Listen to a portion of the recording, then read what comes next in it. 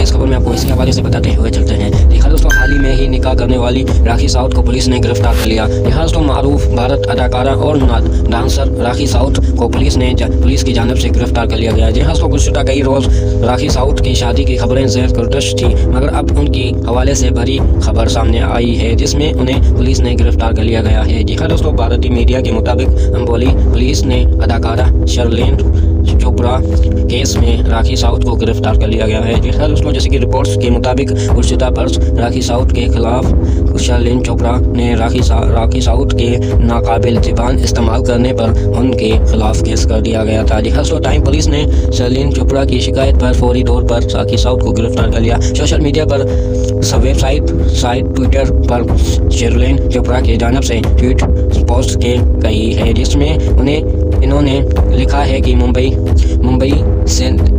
Session court ने राखी south की जमानत काबिल अज़ गिरफ्तार की दरख्वास्त मुस्तरद कर दी गई है, जिसके बाद अंबोली पुलिस ने उनको गिरफ्तार कर लिया गया। जी हाँ दोस्तों, जैसे ये वीडियो पूरी जल्दी है तो अपने वीडियो मेरा चैनल सब्सक्राइब करें और इंशाल्लाह नेक्स्ट वीडियो में आपसे मुलाकात होगी।